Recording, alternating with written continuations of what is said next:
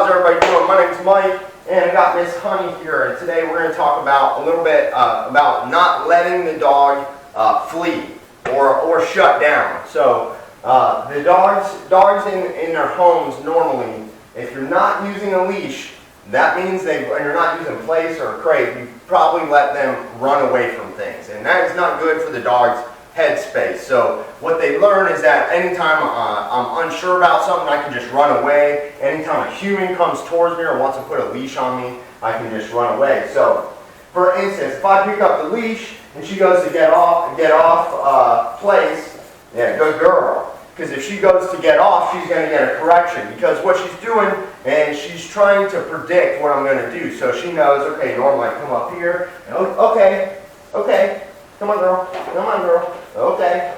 And so that right there, sit.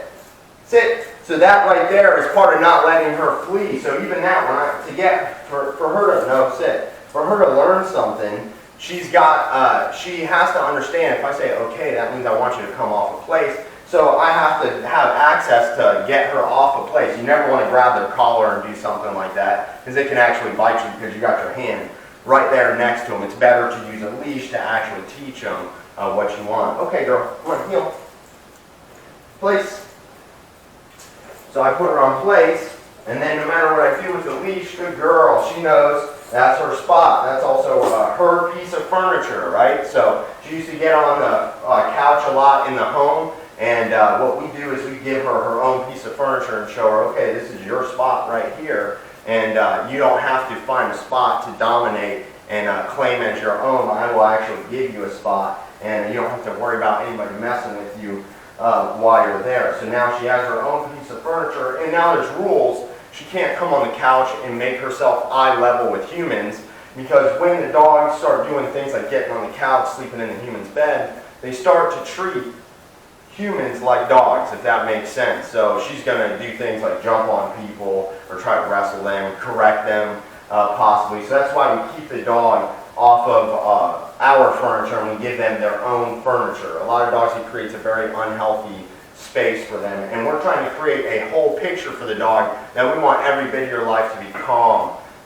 like this. And as you can see, Leo is using the crate, and Miss Bella is also on place, and we also want place to look like this. For her, we want it to mean relax. Same thing with the crate, we want it to mean relax. Okay, girl, come on girl. See how she's trying to resist me? This is why I turned the camera on, because she's trying. No, come on. Hey, lay down.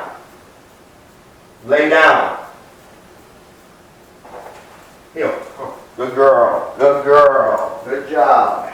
Happy girl, good girl. Heel. Heel. No, heel. See how she keeps trying to go back to her place, is because I've been working with her, and this is why, heel. Come on, heel. Sit.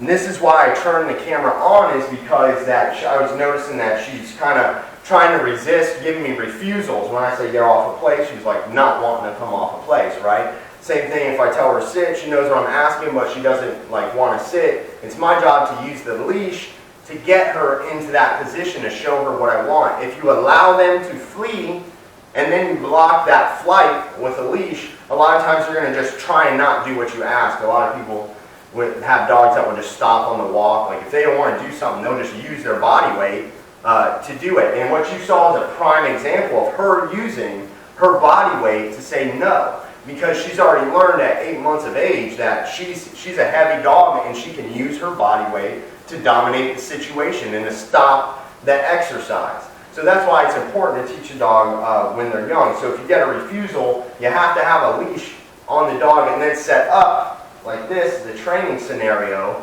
to then show her what you want from her. Now it's real easy to get her back on a place, but what I'm learning is that she doesn't want to come off because she doesn't want to. If I tell her to lay down, she doesn't want to really do it. See, she doesn't want to do it without the pressure, because she knows what I'm asking, just doesn't want to do it. So it's my job through repetition to show her this is what I want, and to create that muscle memory. Okay, place. Good girl. Good place. But when I want to call her off a place, she has to listen to me. She can't tell me no. You see. Okay, girl. Come on, girl. Good girl. Heel. Good job, girl. That girl. place. And you can see how the dog can learn that I don't have to do things if she wins these situations. Okay, honey, heel. Come on, girl, heel. Good girl. See how much easier it is that time? Good girl. Okay, place. See how much easier it is for me to get her off of there after 3, 4, 5, 6 times of doing it. This is what dog training is. If your dog's not good at something, you have to set up the situation for them to succeed. And also, you can't give in to the refusals or console them or anything like that would be the wrong thing to do. Their emotions have to stay out of it.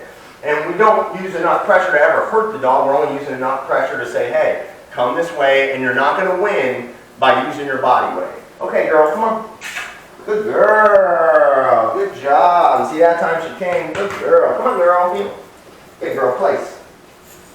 But you can see how the dog learns in the home, and you can see how she's learning this quick 3, 4, 5, 6 times and doing it for me real quick. You can see how quick she's learning to come to get off. So you can also see how quick she can learn she doesn't have to get off of place. That's how quick the dogs learn in the first day and the first moments of being in the home that they don't have to do anything that the humans tell them to do. Okay, girl. Come on, girl. Good girl. Good girl. And see the body language of the dog. Good girl is much better with her tail up, and she's more excited to come to me. Okay, girl, place. Good girl. Okay, girl. Come here, girl. Good girl. Come on, girl. Heel. Good job, girl. She also has a couple distractions out here right now. My dog's also right here. You probably just saw me telling him to lay down. Place. And the reason I told him to lay down is because if it's stressful and you have dogs out here and this dog is being stressed out, he may look to correct her and say, hey, you know, don't act like that. Like, basically, stop resisting, go with it. What are you doing? You know, don't act like a fool. But it's my job to let my dog know, hey, no, I will tell her what to do. You just sit there and relax. So the human has to be in control of all the dogs, especially if you have more than one dog.